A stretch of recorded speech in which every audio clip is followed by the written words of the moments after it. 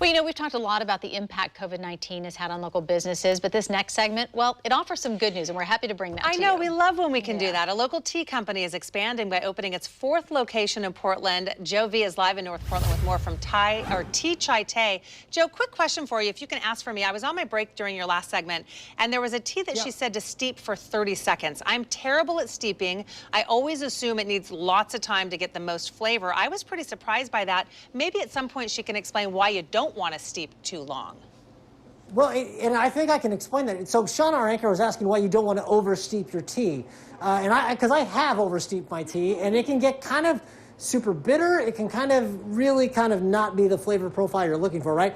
Every tea kind of has the right, what's the range, I guess, in steep times for a tea? Well, when it comes to tea leaves themselves, black teas, pu'ers, greens, or white teas, those teas are going to be set for like a certain amount of time. And if you go over the time, certain teas like pu'ers are great to oversteep or just to continue steeping because the strength of the flavor is really nice and it doesn't get bitter. However, senchas, gyokros, those kinds of green teas are going to have a little bit of an astringent bitterness on them if you leave them too long.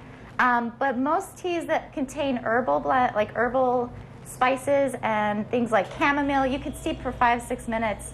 And you don't have to worry about it being oversteeped. There you go. Now, Angela and her husband just opened their 4th location of Tea Chai Tay. You opened in what, 2003? Yes. And at the time, you were not just doing hot tea, you started selling bubble teas. Now, at the time, nobody was doing it. You were like pretty much one of the first people in Portland to do that. Now you kind of see bubble tea shops all over the place, but you're kind of one of the OGs of this, I guess, huh? Well, when we started, we had found a really great spot in Seattle called Gossip back in the day, and my husband Dominic was my boyfriend at the time, and he got me a honeydew flavored bubble tea, and it was so refreshing, and all the tidbits in the bottom, the boba was so incredible, so we decided to bring it to Portland. So let's show how we make one here. We start with the glass. Just kind of walk me through the steps of putting together a bubble tea. Steffi is going to walk us through one of the bubble teas.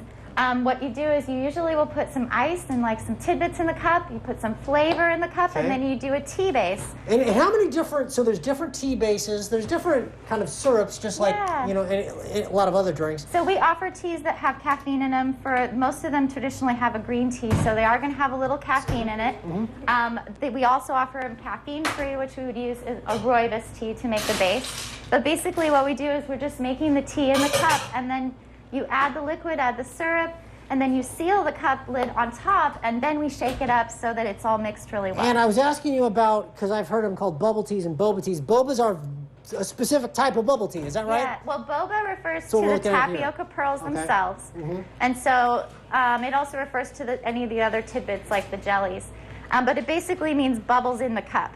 And so bubble tea, boba tea, they all mean the same thing. Kind of interchangeable, but it could be tapioca, they could be made out of coconut. There's all sorts of different funky things. It's a dessert at the bottom of your drink, essentially, is what it is. Okay, and then we got a finished one here? Let me see. Right here. Okay, all right. There it is. And then you could just, bada boom? Yep.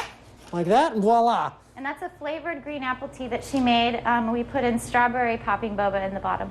Okay, so Tea Chai Tay, once again, you've got 4 locations. You're newest on North Mississippi. Where else can folks find you? We have 3 other locations here in Portland, one on Northwest 23rd in Johnson. The other one is in a red caboose in Selwood on Southeast 13th. And then our 3rd store is on East Burnside between 6th and 7th.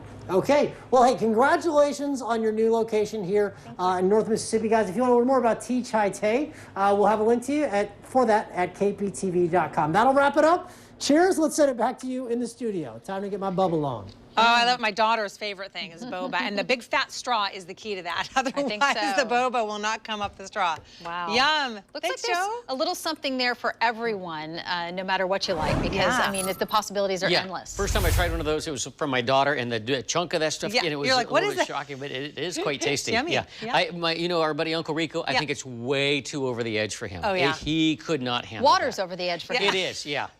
Well, water with ice. I think water without ice might be okay. Yeah, he likes his water neat. Yeah.